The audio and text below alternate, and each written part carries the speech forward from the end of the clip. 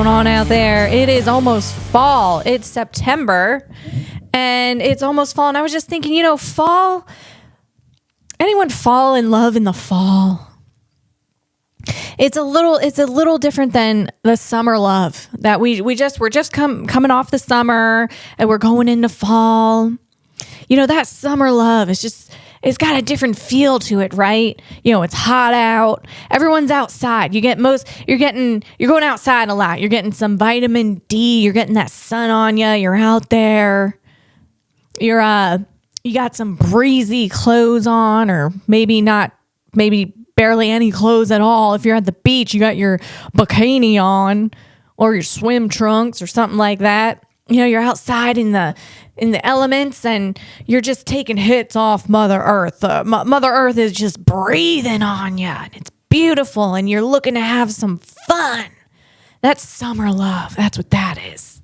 You want to have some fun in the sand. You want to have some fun in a field, a lake, a creek. Go catch some crawfish or something. Where I grew up in Pennsylvania, we went to the Jersey Shore. We wanted to have fun at the Jersey Shore. That's where everyone went, and I miss the Jersey Shore. You got over there, you got Stone Harbor. You got over there, you got some Seaside Heights, Wildwood. Of course, you got New York and the Hamptons. Everyone just wants to go have fun and relax. That's summer love. Just relaxing. And then you get into the fall and then that fall love, it's a little more survival, I think. It's like gets chilly out. So you're outside and you're looking for some warmth.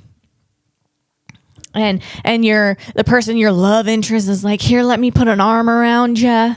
Let me give you my jacket, my hoodie. Remember that, ladies? You're gonna wear that hoodie around, and it smells like your love interest.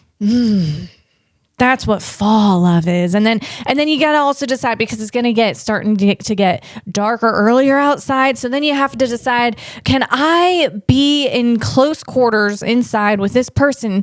Can I tolerate this person? Do I like this person that much? Can I have fun with this person inside on a night? Because it's gonna get dark out earlier. So a kind of a long night.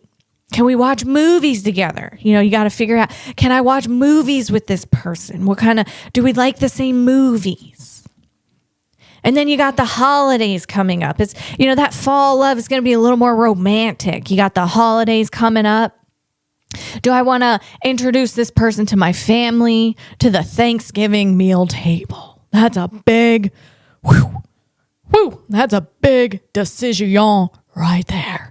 So it's a little more serious, that fall love. This is probably gonna be a serious relationship, the fall love.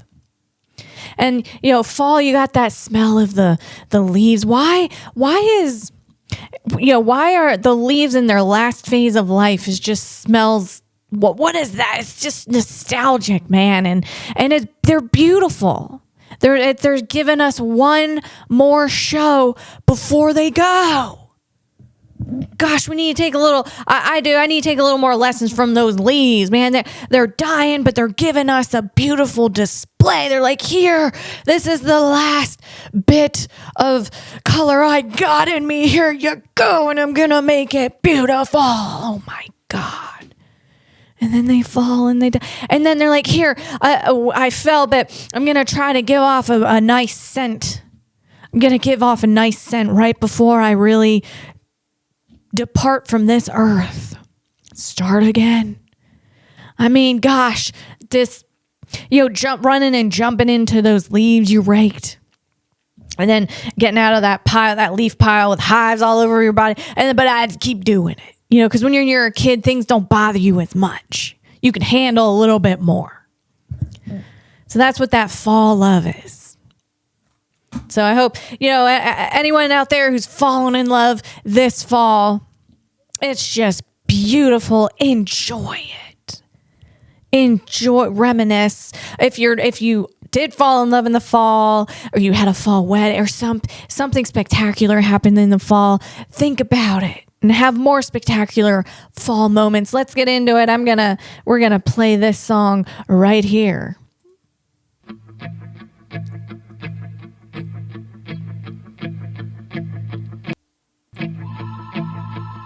It's a dark, cold world out there. The dark, cold world out there. There's a time to live and a time for a man to die. There are places for dead men in the earth and the sky. Don't you venture too far now, 'cause you can't come back from the place where the good guys always dress in black. We're talking about the Wild Wild West. To the old saloon at the dead South End. Gonna find you a man there wants to be your friend. If you dare to deny his wish, you'll be dead by dawn. That's right, that's the Wild Wild West. Give him a drink and a smile and then move right No, that's gonna be, you know what that's gonna be? That's gonna be Mars. That's what that's gonna be. Mars is gonna be insane. There's not gonna be, who's up there to enforce the rules? No one. No one. You see that movie Ad Astra with Brad Pitt? That was wild. They're on the moon and they're like shooting lasers at each other. You know, lunar pirates, I think they call them. Jeez, cramming now. That's what it's gonna be. Insane. That's how that's gonna be. Getting right into it. We're going right into it today. Just head first right into it. Here we go. So let's see, this weekend, what did I do? What did I do this week? I got some more honey, that Just Be Wise honey. They're not sponsors, but gosh, guys, if you're looking for honey with no glass of fates, those honeybees, they're like very organic and apparently perfect over there in that world. Here's the thing. You know what I think Einstein said? When there are no bees, there's no more humans. So we gotta support the bees. Gotta support the bees. And this Just Be Wise company I cannot rave any more about it than I already do. They're amazing. They sent me, I got an order and for free, they sent me a pumpkin spice creamed honey and a vanilla creamed honey. Oh my God. Oh my God. 4 servings of that, and I had to get right with the Lord after that. Holy smokes. I was all chirped out, man. But yeah, go check them out. They're great. And they sent a really nice little note along in the package. It just is a nice personal touch. It's a personal touch. Bear with me, guys. I got bit by a mosquito on my leg. Those mosquitoes freaking love me. Even though I don't wear scented stuff, good Lord, they have one of those lights where you can see the veins in your body. I think like plastic surgeons have them so they don't hit a vein when they're injecting things into you. And that's what mosquitoes have. And they just really zero in. They're like, there's a vein, let's pop that. Let's get in there. Let's hit it. Vein hitter, that's what they are. Oh man, mosquito. Let's see. I'm all for eradicating mosquitoes, please. In Georgia, they're insane. Oy vey.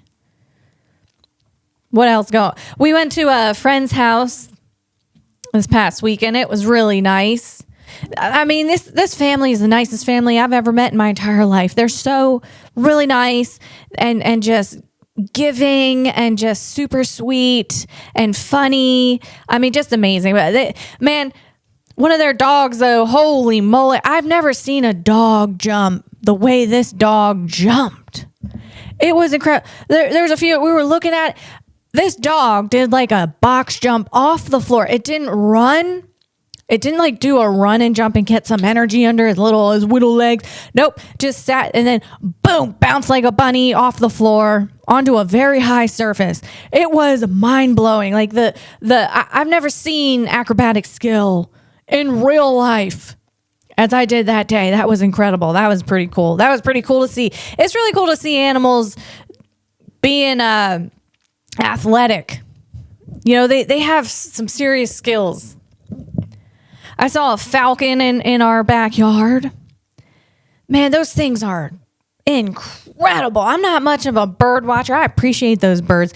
But, if there were no birds, we'd get bored as shite looking up at that sky. It's, we got to have some birds, man. And this falcon, though, I'll watch a falcon all day.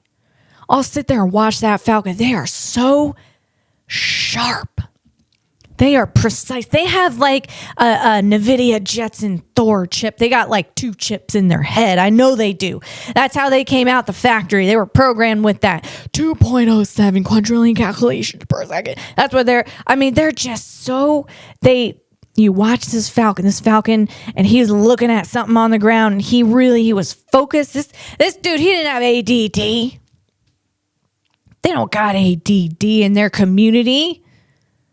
This thing was so cool. It was looking, and then it swooped down, and it got it. Whatever it was, it freaking got it. I saw something in its talons. Do they have sharp talons? Yes. Yes, they do. Falcons, are those the falcons, you can put a little hat on them? Like they just, you can...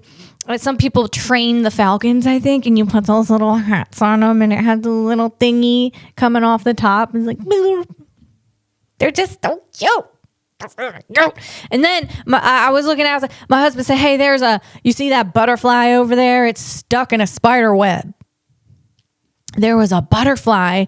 It was flapping its little wings so much, and then it got tired. It would stop and just hang on the spider web. It was so sad. I could not go about the rest of my day knowing there's a butterfly out there that was just struggling in this spider web. So I had to go out there and save it. And I think I did. I mean, what I mean by that is hopefully it didn't just go off and go into another spider web. God. But I got it down. I had to go walk into my neighbor's yard. If my neighbor's listening, that's why I was in your yard the other day with a really long pole.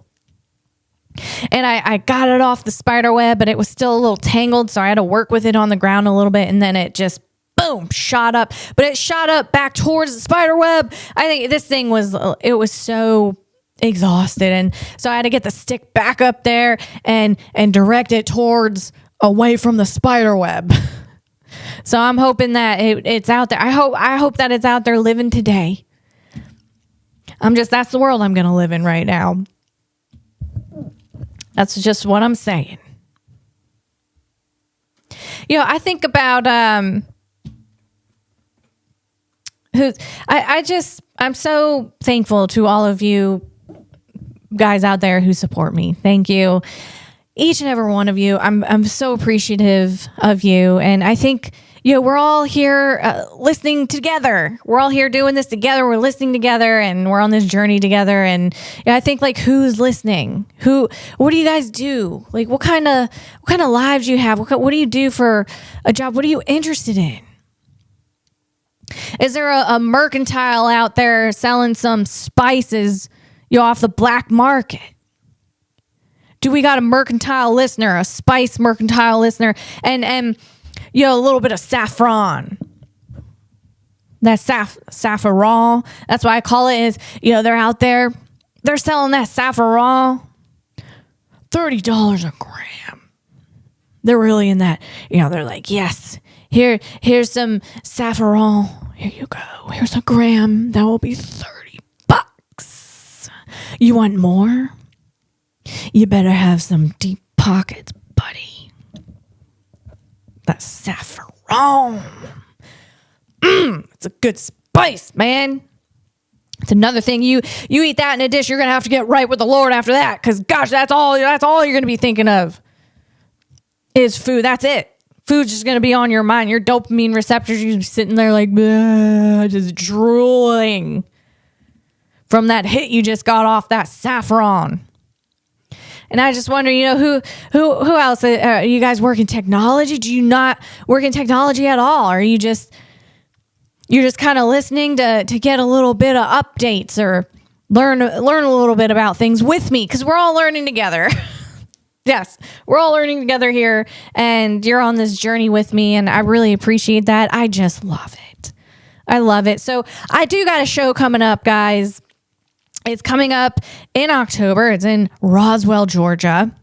And, since you're with me on this journey, as a comedian, I'm putting the show on. So when you put a show on, you're typically not going to headline. You're going to get another comedian to headline. And then you'll be in the show. You'll feature. That's what's going on. I'm going to feature. I got a host and a feature. You got Tim and Mike. And man, they're great comedians. They've been doing this for a while. And I'm trying to get a sponsor, guys. That's what I got to do. That is my assignment this whole month. So send a little prayer up to the Lord for me.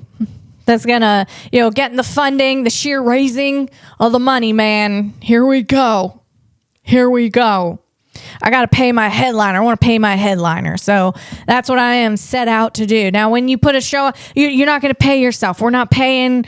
That's not it, man. That's not the phase I'm in right now. But you're going to pay the people who are supporting you and being a part of your show. And that's what I'm going to march out to do, man. I'm going to go out there in the Wild West. This song again. Really? Ready? We're going to march on. Oh, sound's on. So give him a drink and a smile and then move right. Gonna go get that sponsor, man. Don't go putting on down. Rednecks with white faces. Oh, God. What is this? What is that? Okay. Good Lord. What kind of song is that? What's Cauhaus? You never know what you're going to get with a copyright free song. Get out of here. That won't be played again. Get out of here. I'm looking for more of like a ho hum, like we're going into it, man. Let's see. What are we looking for? Like more of a Viking tune.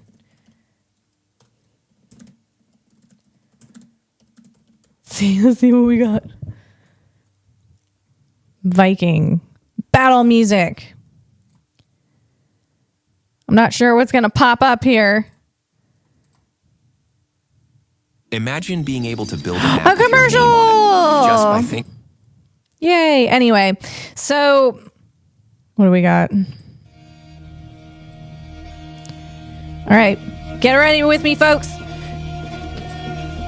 We're going to go out and get a sponsor for the show.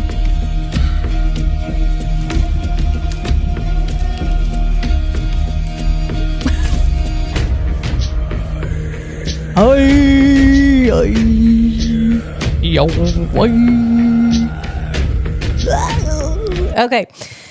Well, there we go. Get some, I'm pretty sure I was bred to live on an iceberg in the Baltic Sea somewhere. Some roots there, a little Nordic, whatever, Viking-ish. That speaks to me, speaks to my soul. And we're going to, go out and get that sponsor for that show. All right, moving on. We got a lot going on today. So, oh my God, man, here we go. This is a Hans device moment. Because your head about snap off your neck. That's why. Here we go. When you see this video here, we're looking at Figure. You know I love talking about Figure. And Figure's got that Helix, that in-house AI VLA model. That's a vision language action model. And the System 1, System 2, so what we're looking at is, holy smokes, guys. We got Figure putting dishes away. Last week we had Figure folding laundry. Was that last week? But so Figure's folding laundry. Figure is doing laundry. It's putting the laundry in the washer and dryer, then it's folding it, and now this week figure putting dishes away. Man, figure could put groceries away too. This is insane. Look at that hand dexterity.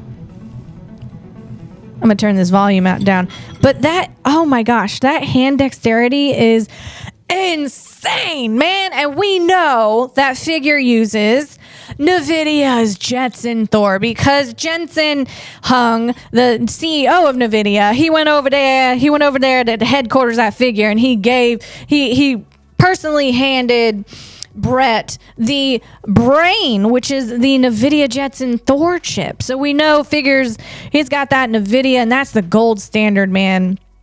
The NVIDIA chip is the fastest chip for edge computing, which is for robots. Edge computing means that it doesn't have to connect to the cloud in order to work. It connects to either a piece of hardware that is close to it, or it can just work on the device itself, like on the robot itself. So that is wild. I was going to get out of here. So the reason why figure can do all this, gosh, that is insane. They're working on this domestic robot. We got figure washing the dishes, folding towels, putting the laundry away. Oh, right. And figure is sorting packages at a factory. Holy smokes. Figure 02. So what we're looking at is the figure .02, okay? A robot autonomously is loading a dishwasher. It's fascinating because it represents a leap toward truly general purpose humanoid robots that can handle unstructured everyday human tasks like household chores without needing task-specific programming or hardware tweaks. This isn't just scripted automation. It's AI-driven adaptability that could eventually scale to solve labor shortages in homes and industries, freeing humans for more creative work. I mean, this is insane. Like I said, the reason why figure can do all of this is because it has that Helix, that in-house AI, the System 1, System 2, and it's a vision language action model, which combines visual perception, cameras, so it's seeing the environment, the cameras are its vision, and language understanding, which processing commands or descriptions in natural speech, and action output, controlling the robot's movements. It's like giving the robot eyes, ears, and decision-making system all in one, allowing it to reason and act like a human apprentice learning on the job. That's what I'm talking about, folks. It's learning like a human being, man. And now I just want to remind you though, you know, robots, bear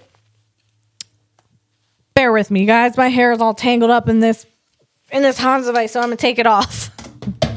There's a little bit of Velcro on these Hans devices. For anyone who's not familiar with a Hans device, see that? There's a little bit of Velcro there. What is a Hans device? Let me back up. This is to protect your neck from your head snapping off your neck if you if you have a high impact collision on a racetrack, and I'm talking cars. Okay, so it has this little thing here. I had to get like a kid size. That's why usually they're bigger looking before like a normal adult size human being, but I'm a child size, so that's why this looks like this. But anyway, you know, you got some Velcro here, and then when you put it on with really long hair, sometimes your hair gets stuck under the Velcro and it just kind of rips it out a little bit. So I'm gonna take that off for a minute. Okay, I'm going to take that off for now until we have the next one, because we got 2 Hans device worthy videos on this episode today. Oh my God, this is amazing. This is so exciting.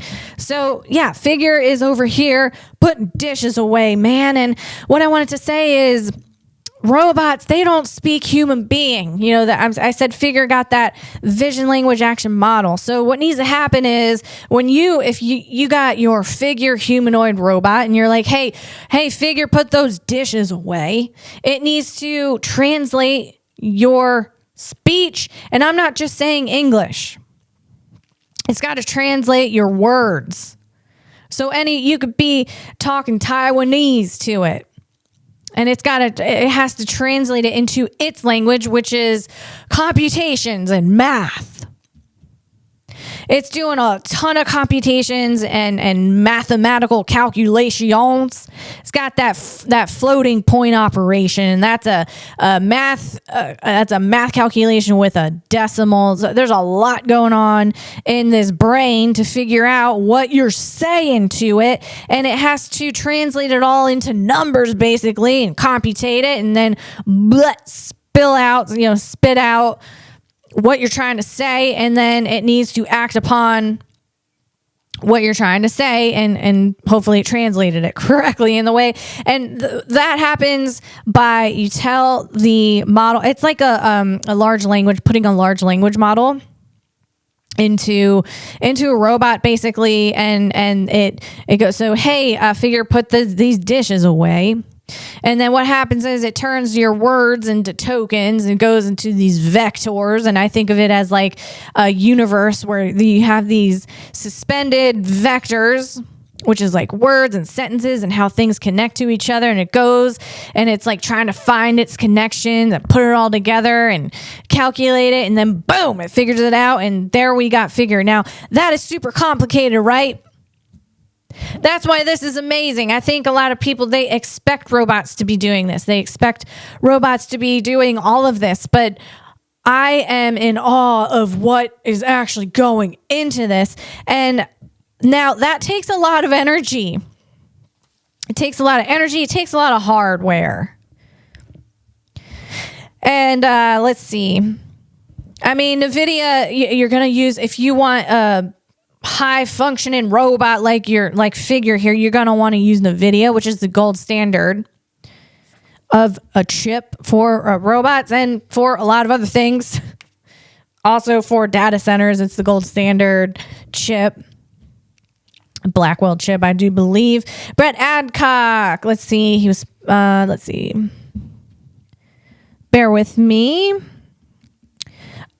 Yes, the Jetson Thor, I'd mentioned that's in that figure right there. Delivers up to 2070. That's an FP4 T-flop.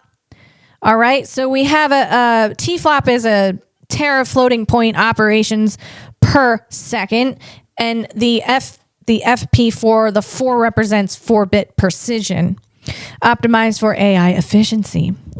It's about 800 T-flops. Or in other modes, translating to 2.07 quadrillion calculations per second for the high end, or 800 trillion for the 800 T-flops mark, where a flop is a floating point operation, basically math with decimals for precise AI computations. The massive speed handled by a 2,560 core Blackwell GPU. I'm not sure. I don't know what 2,560 core. I don't know what that means. Sorry, guys.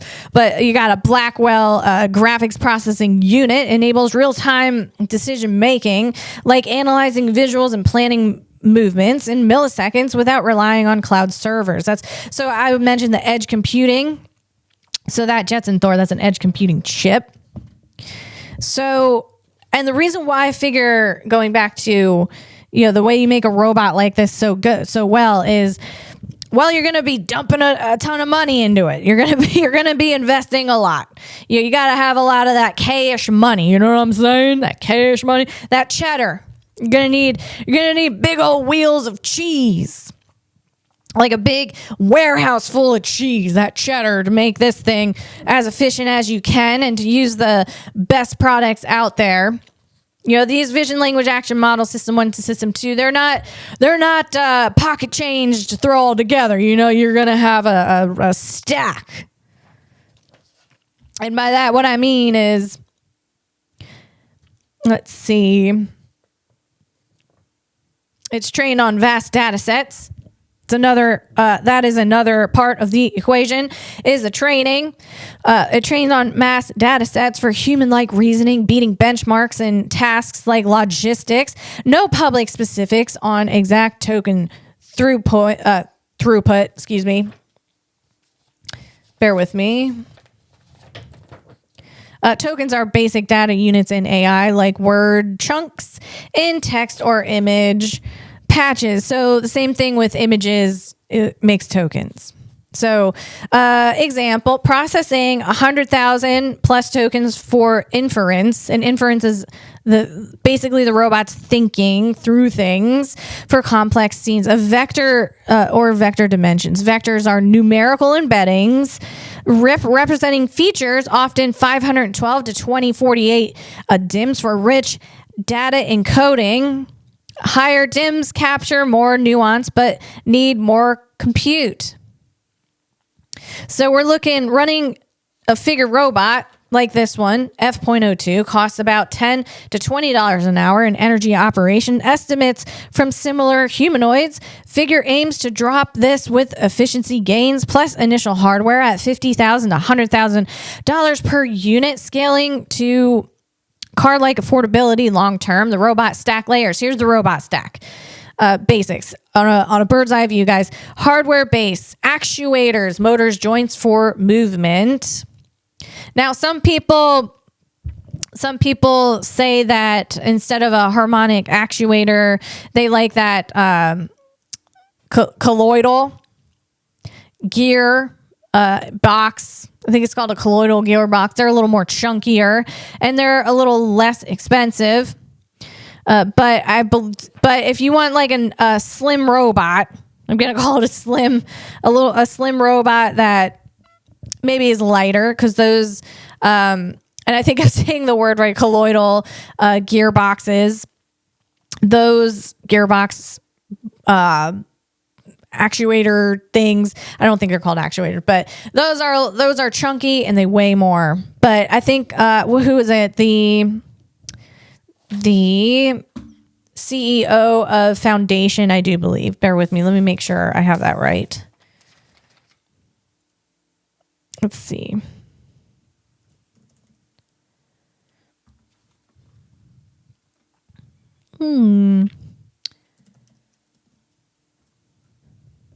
Yeah. Sankeet, Sankaet. He founded Foundation, and he's all about that.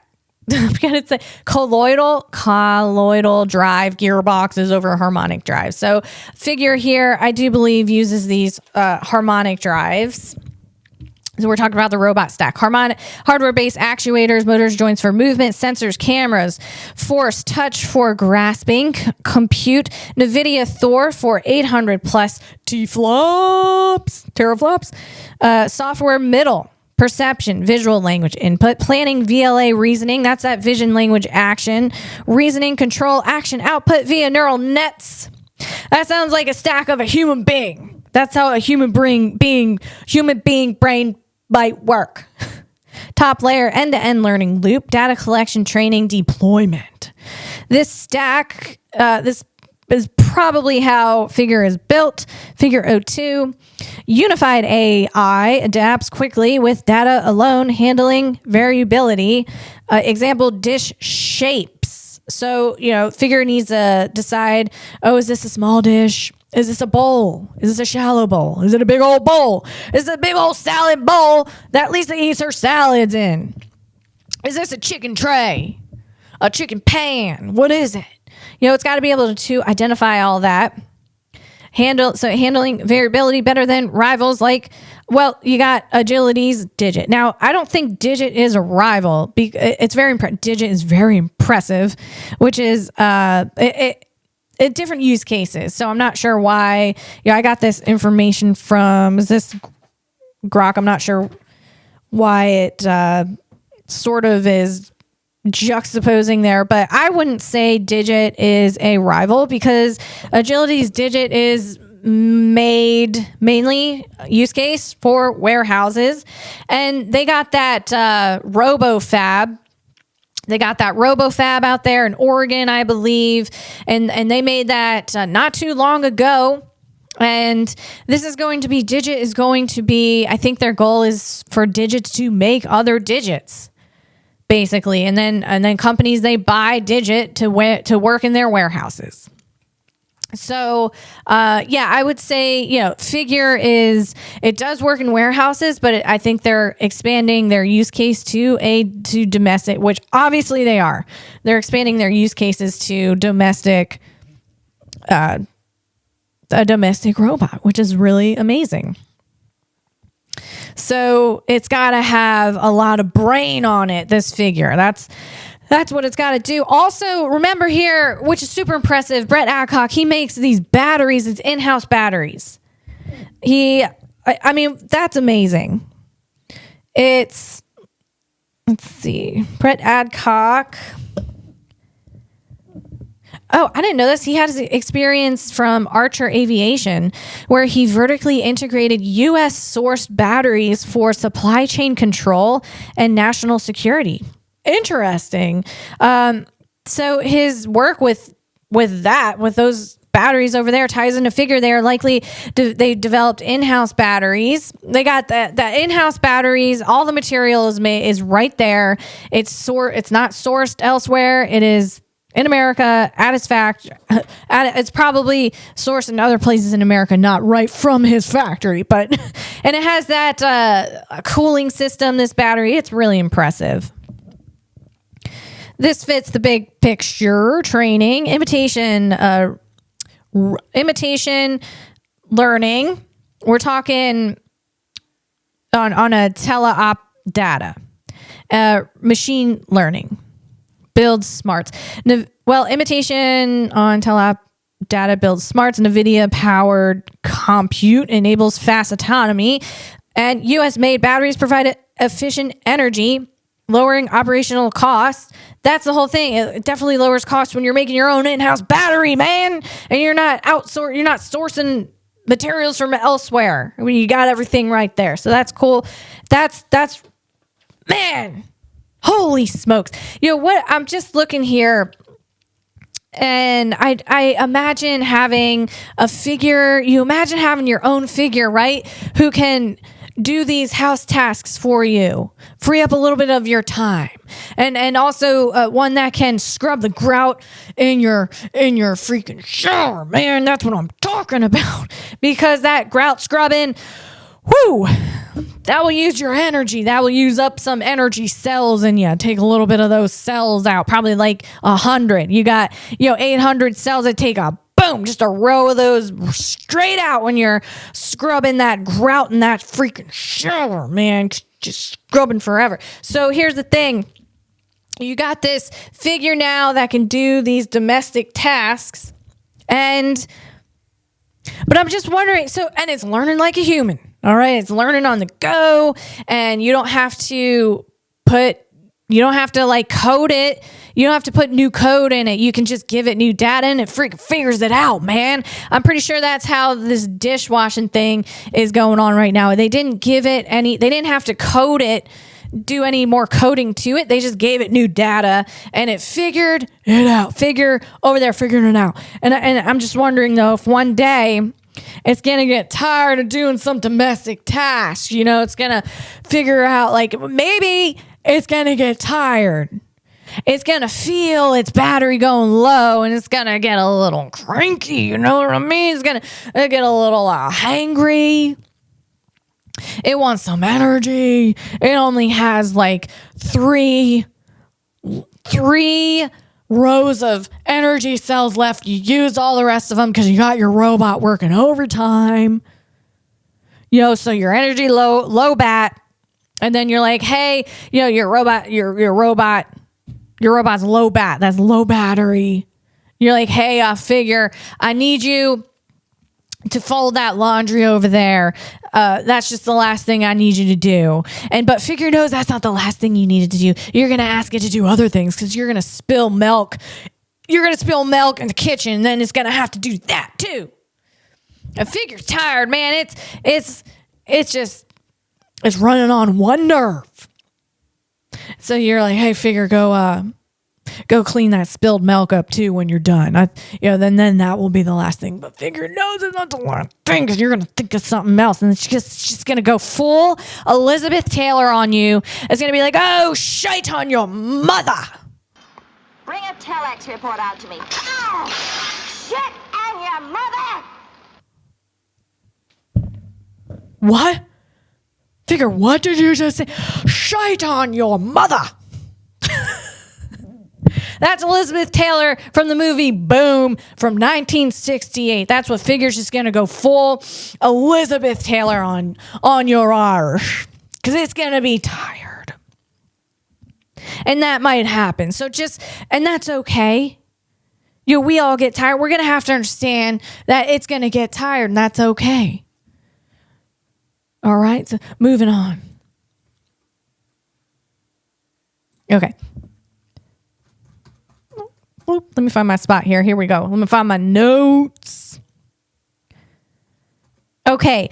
Oh my God. Oh, I am so freaking excited to talk about this company. Yes. Shout out, by the way, I got to say shout out to Brad Westcott. We're talking the director of international sales, and that is at the company Carbon Robotics. And man, Brad Westcott, we connected on LinkedIn because I saw his company. But NVIDIA posted NVIDIA Robotics or Robotics page on LinkedIn. They posted posts from Carbon Robotics now because they're using that NVIDIA chip. And I thought this company is the coolest thing. And it's just so cool. So I had a comment on that post that NVIDIA had about Carbon Robotics. And man, Brad Westcott, the director of international sales at Carbon Robotics, he reached out to me and just gave me some really nice words of support and encouragement.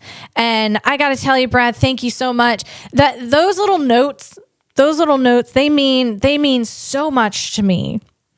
Because you're doing something, you're moving along, you're trucking along, you're doing the thing, you're trying to have fun while you're doing it, and you don't. And I want to, I want other people to enjoy this too if you have an interest in it. But sometimes you just don't know how much people are enjoying it. So that's really nice. Those little drops of those little, it's like you're dropping some cheese for the mouse.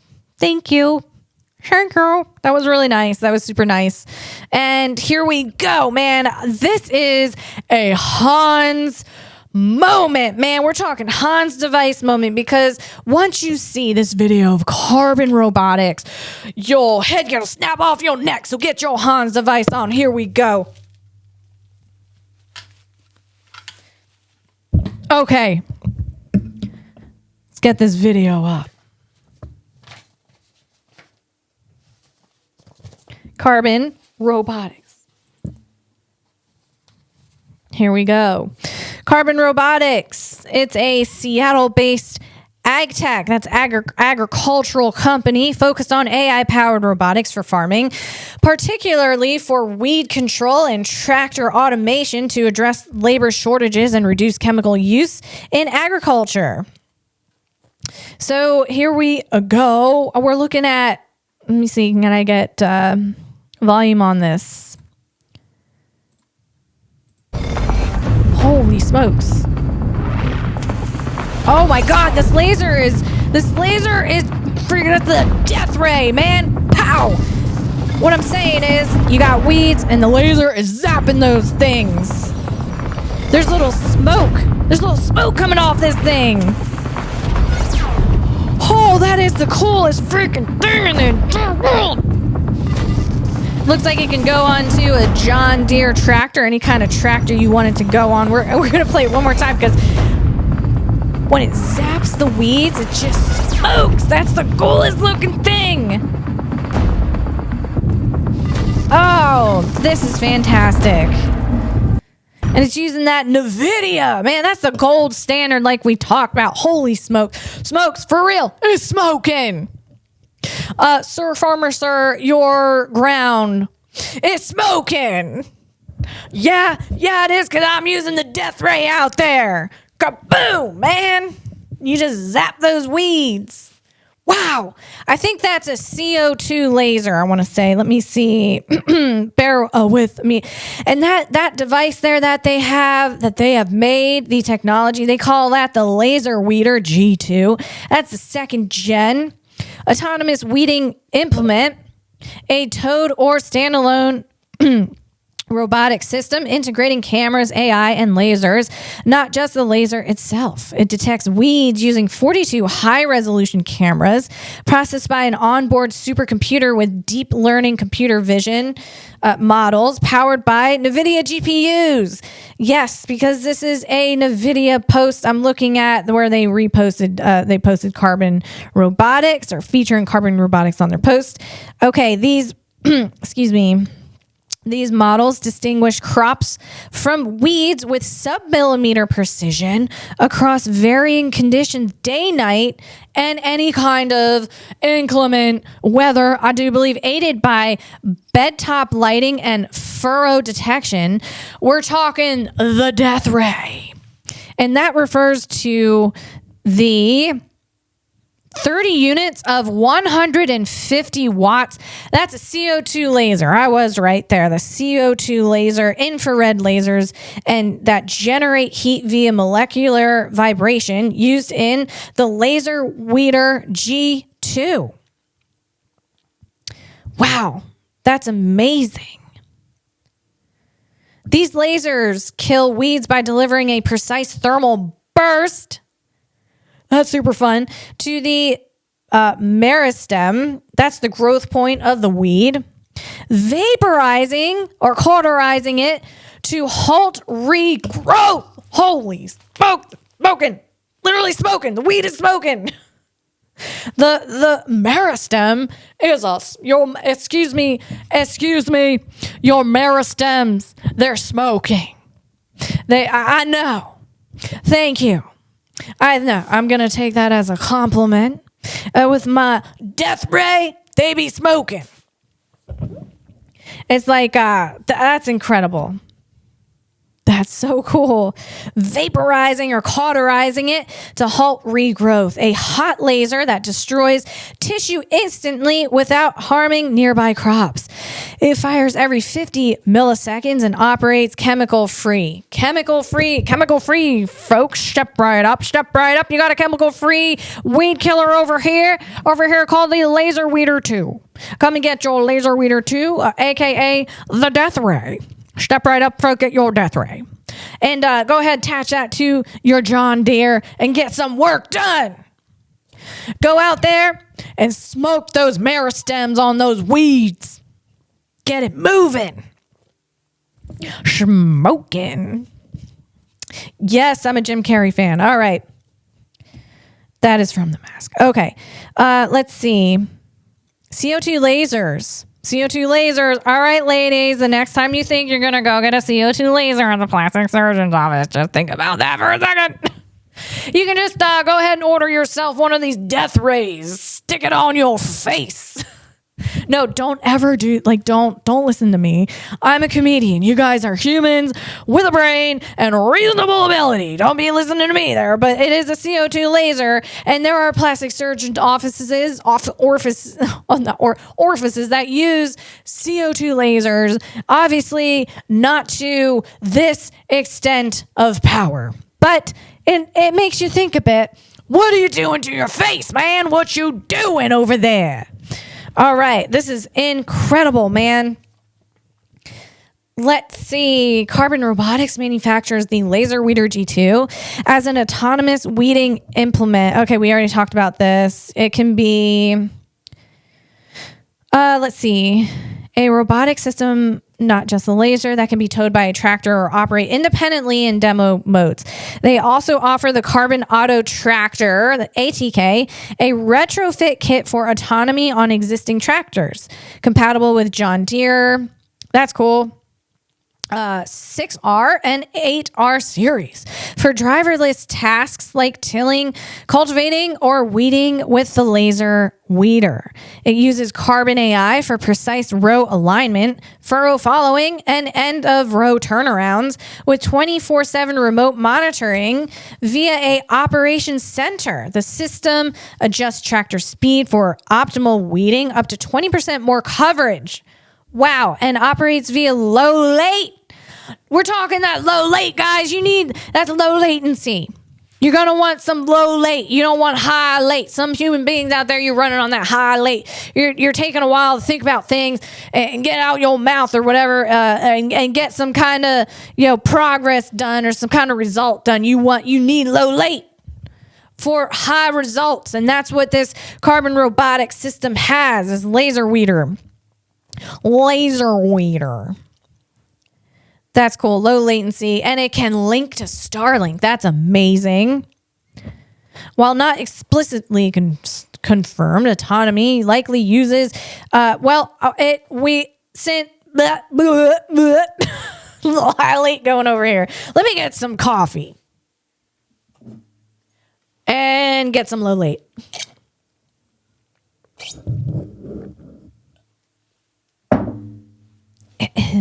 Excuse me. Okay. So that's incredible. Of course, here we go. Let me take this Hans device off so I don't get it all caught up in the hair. That's what I'm saying.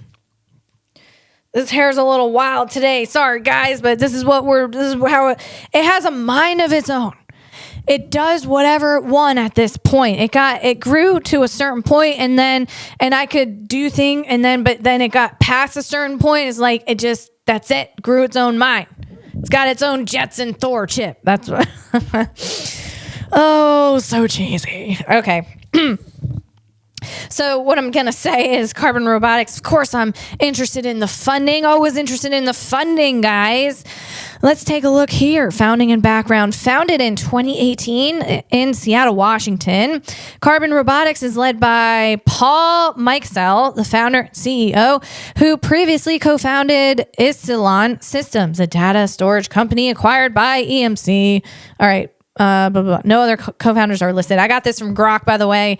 The company has raised $157 million, with the latest being a $70 million Series D. We're talking, all right? We did the A, we did the B, we did the C. We're going to D level.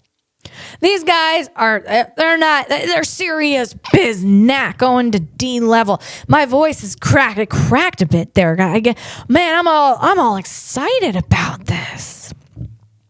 So we got $70 million Series D in October 2024. That was last year, guys, led by VC firm Bond. Previous rounds include a $30 million, we're talking about their Series C, and the Series B was $27 million. Damn, the sheer raising of the money, guys. That's what I'm talking about. I'm going to try to go out there and get less than $1,000 for a sponsorship for my comedy show. And these guys are out there raising millions of dollars. That's what I mean. That's insane. Hang on, bear with me. In a Series D. Let's go on with, let's see.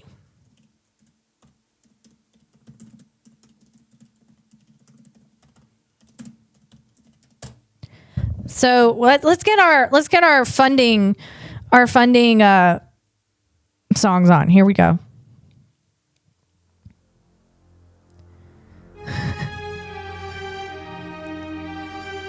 Sure.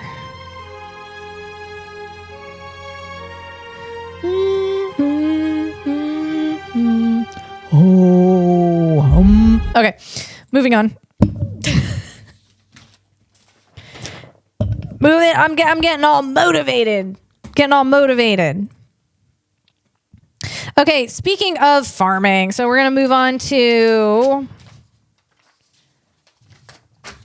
I got my. You guys know. I got my notes, guys. We're organized over here. I got notes like just in case notes, and then these other notes. All right. We're going to move on to another farming agriculture tech company called Tavel Aerobotics Technologies. And that is drones for apple harvesting. And I'm not going to go too much into this, but I thought it was really interesting. Farming robots are no longer experimental. In orchards, vineyards, vegetable fields, and beyond, they are tackling labor shortages, precision spraying, and chemical reduction at scale. So we're talking here LaBelle Aerobotics Technologies.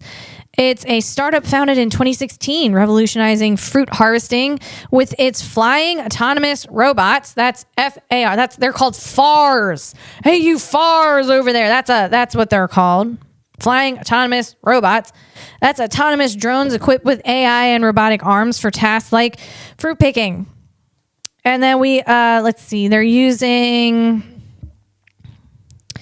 the system employs selective picking, the process of choosing only fruits that meet specific quality criteria, such as ripeness or size, customized to Unifruiti's color grading scale, ensuring high accuracy and delicate handling of apples to maintain quality and reduce bruising. The color grading scale is a standardized system used in agriculture to assess fruit quality based on visual characteristics, primarily color, which indicates ripeness, market value, and suitability for sale or processing. Example of bright red apple color, which indicates ripeness, market value, and suitability for sale. Which indicates peak ripeness or certain their varieties, while green hues may suggest under ripeness. So Unifruiti is it's a global fruit producer, and they went ahead and they hooked up with this LaBelle Aerobotics Technologies, and Unifruiti operates across multiple continents in the fresh fruit industry. Let's see, they're an early adopter of agricultural robotics in particular. And they partnered with this company, and let's see, they deployed AI-driven flying autonomous robots for harvesting apples in Chile, a first in South America. That's cool. Let's see, Unifruiti 2019, they secured a bond, $156 million. So yeah, they're legit, guys. They're legit. And then this company here, LaBelle Aerobotics Technologies, they were, let's see, they have subsidiary branches in the United States and Italy. They were founded in 2017. They raised a total of approximately $38.5 million in funding across multiple rounds from investors, including, I don't know, I'm not familiar with these people. Okay, so I'm not going to name them. Moving on. Oh gosh, this is funny. It's funny. It made me laugh. Okay, we got a Unitree little robo dog here. That's a Unitree Go-To. And oh wow, it's a security dog. And this dude's he's talking to the security dog, and he's asking it. I'm gonna walk by you. He's like being friends with it basically, hey, and he's asking where building B's at. Where's building B? It's so cute. Where's building B? Building B? B as in boy. Oh, B as in boy. Oh, you can follow me? Okay. Okay, guys.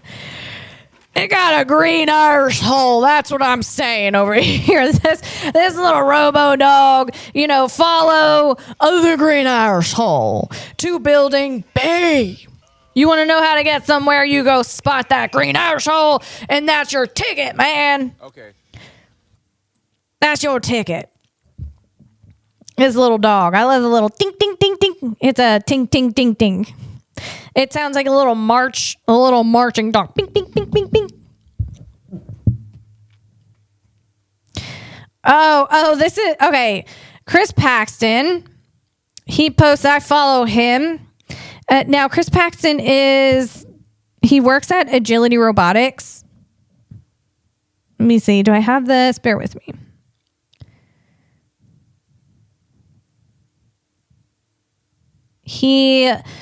I thought I made a note of this, but I did not. So, Dodo Bird. Let me get his title here.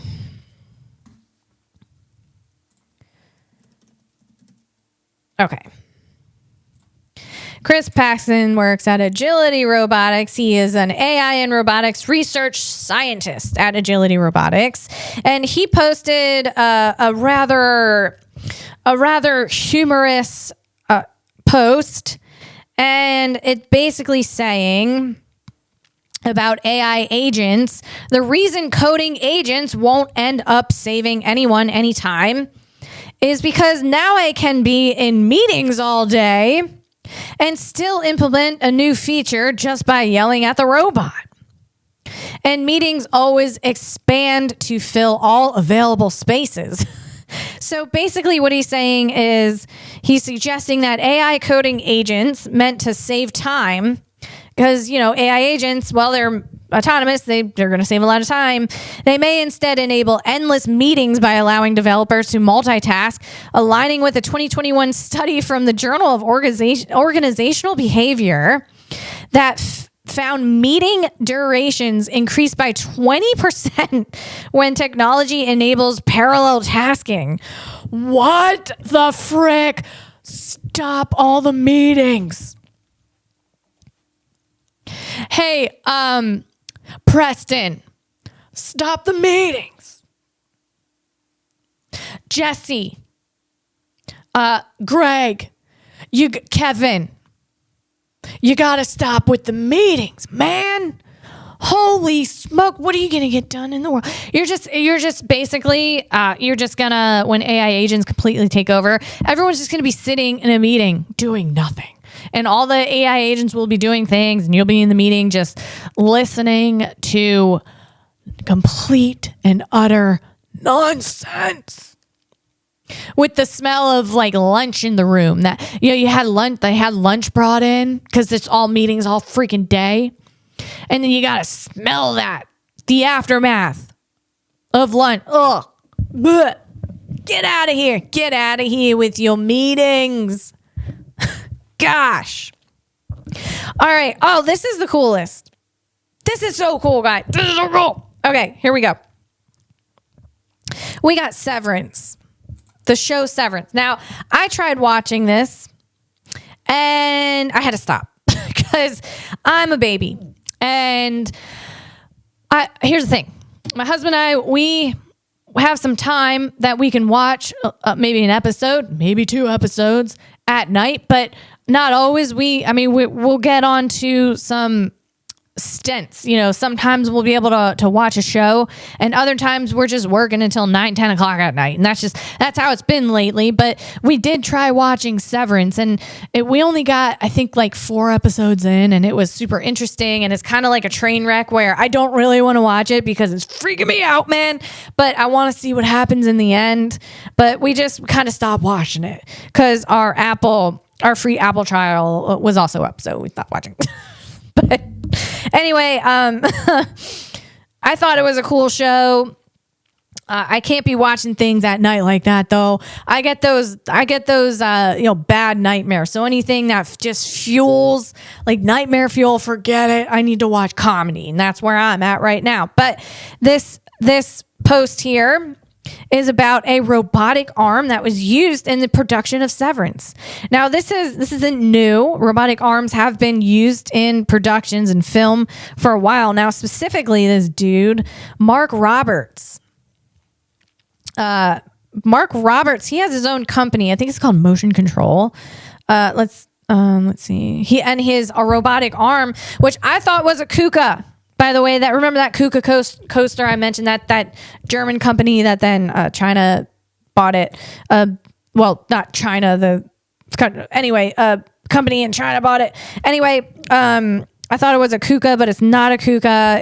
It's something called Bolt X Sinbot robotic arm system. And that's from Mark Roberts, Motion Control, operated by the garage for season 2's opening of Severance.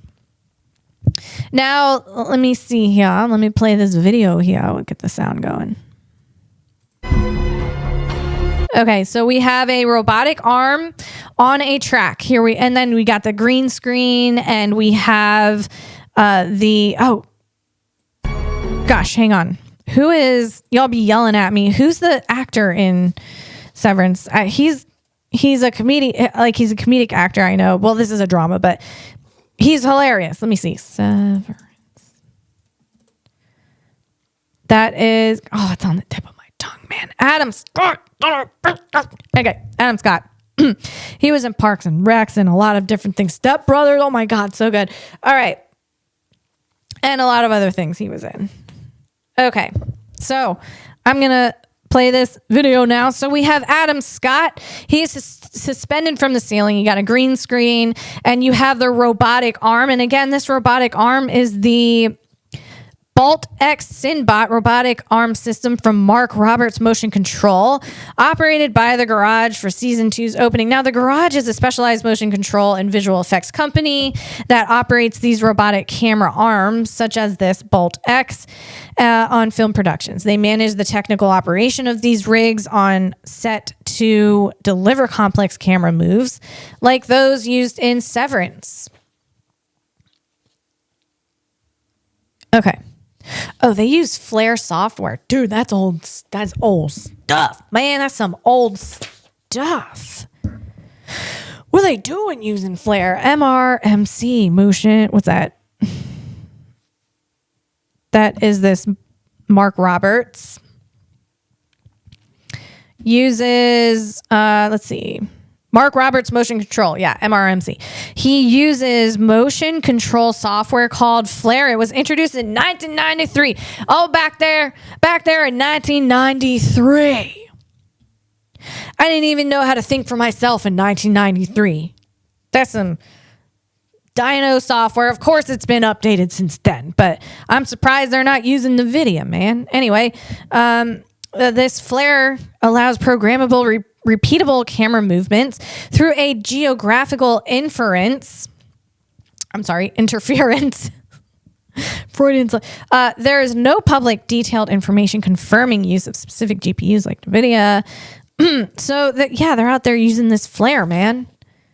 Enables Flare 2025 enables pixel perfect repeatable camera moves with creative freedom from simple arcs to complex trajectories. Has advanced features like target tracking, focus, assist, and lighting control synchronization. Supports real-time editing, visualization in 2D, 3D, and live video feeds integrated into the workflow for precision operation. All right, man. All right. This Mark Roberts, he knows what he's doing. Let's see. He's been doing this since 1966. Wow. Whoa. He's Mark Roberts is an Australian engineer, inventor, and part-time racing driver. Yeah, man, he knows what a Hans device is. Shout out, Mark. Okay. Got a little too excited there. All right. Wow. Originally to service animation rostrum tables. So, he's got that mind. You're out there on the track and you're driving. You're like, and then you think, wouldn't it be cool to have something that can just get that shot when you're coming around the corner? Something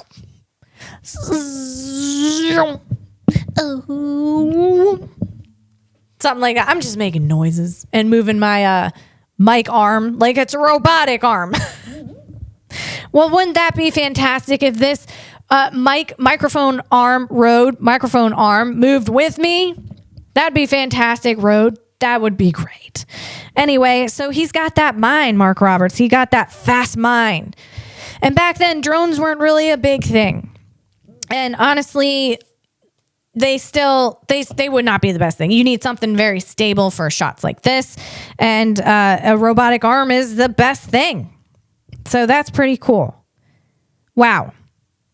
The company is based in Sussex, UK, and has a long legacy in robotic motion control for film and TV, earning a 1999 Academy Award for its contributions. Wow. Nikon Corporation acquired Mark Roberts Motion Control in 2017. But Mark Roberts Motion Control continues to operate independently with a focus on developing robotic cameras, solutions for TV, film, and broadcast industries. Wow. All right, let's get on to this video. It's a clip. Here we go.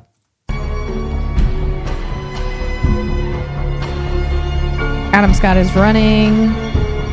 The robotic arm is following him.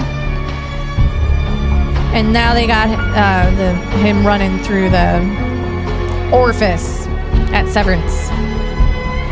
Man, he got to get his cardio up, man. You gotta be a runner, Adam Scott. Whoo! Taking his heartbeat for a test drive. That's what's going on over here. Wow, that's cool. Moving on. Let's see. Where are we at on time? Let's see. Should I move on? I have one more thing to go over, but I'm wondering. Let's see. It's Digit, Agility Robotics Digit. But you know what? I'm going to save this for next time because I don't really understand it all. It has to do with, what is this? A whole body control foundation model. And I'm still trying to wrap my head around all of this, like deep reinforcement learning versus regular reinforcement learning. Let's see. It's pre-trained. A whole body control foundation model is essentially a large pre-trained AI system. Let's see. Like how foundation models in language are big neural networks trained on vast data to handle general tasks, but designed specifically for controlling all parts of humanoid robots' body at once. What? So Digit. Let's see. This video shows reinforcement learning research engineer at Agility Robotics, Jonah Seekman, shows their humanoid robot Digit demonstrating a new type of control system.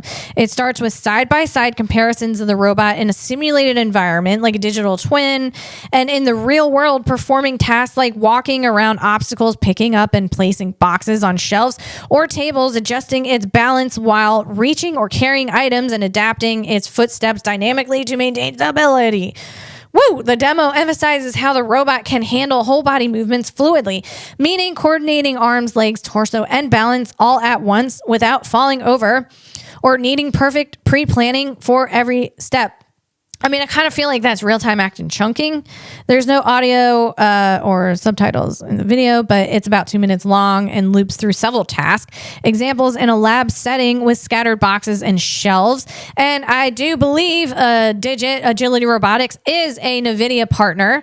So they're using that NVIDIA chip. That NVIDIA Jetson Thor. If they're a partner, then they got the Jetson Thor chip early, the kit. And so they're putting that into Digit. Digit got a new brain. He got an upgrade. I love Digit. Again, Digit is very unique and special. He got those backward legs, and that's like the bird leg. Backward bird legs.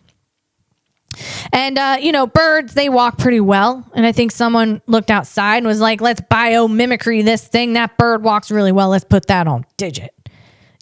Now Digit walks really well. Very agile. He could probably go ahead and box jump really high because he got those bouncy bird legs. You know what I mean?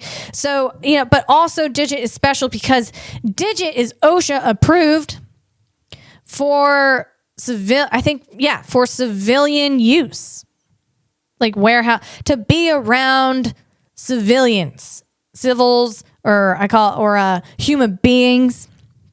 So, I mean, that's pretty special. And so that's basically what this is about. I need to do a little more research on this. This is a big step forward because traditional robot control, like model-based methods, relies on precise math models for the environment, terrain maps, and external sensors, cameras, or LiDAR for vision to plan every movement in advance. Think rigid step-by-step programming that's brittle if anything changes, uneven ground, or unexpected bumps. If real-time action chunking refers to breaking tasks into smaller sequential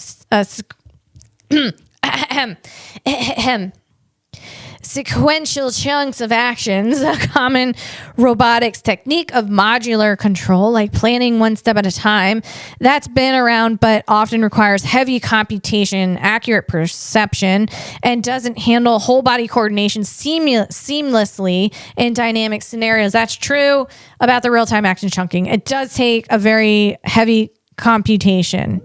power. So the advancement here in this video is an end-to-end neural network trained via deep reinforcement learning. Reinforcement learning is a type of machine learning where an AI agent learns by trial and error in an environment, getting rewards for good actions. Like it gets a brownie point for balancing and deduction point for falling, and that's called learning from the mother from the Bronx.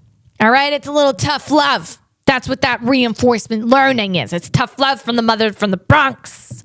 You go out, you do something stupid, and you get some points deducted from you. You know, but then you got the really lovey-dovey mom where you come home from school and they're baking muffin. They triple size the muffins and they're just beautiful. And you got dinner and the house smells really good. That's a different kind of learning there. All right, that's not reinforcement learning. So I definitely had that reinforcement learning when I grew up. Now my mom not from the Bronx, but she tough. You know, think about little Pennsylvania Dutch tough. Anyway, that's what's going on here. So here in that digit, let's see, trained via deep learning, end-to-end neural network trained via deep reinforcement learning.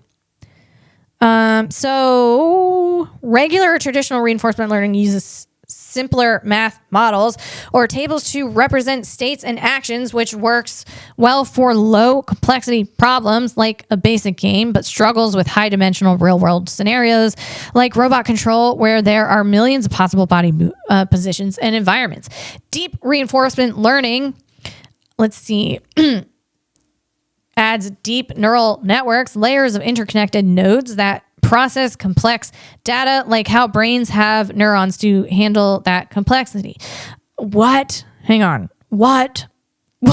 Approximating value functions or policies for huge state spaces like joint angles, velocities, and forces in a robot. Deep learning allows the AI to learn from raw sensor data and generalize better to messy real-world variations, while regular reinforcement learning might need hand-engineered features and fail in unpredictable settings.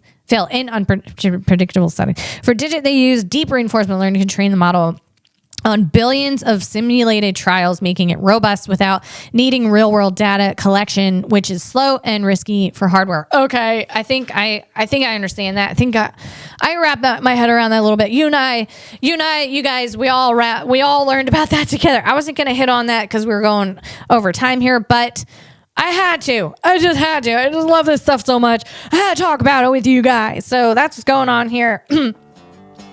Well, I hope you guys have a beautiful week and or beautiful upcoming weekend, and I will see you next week. Bye.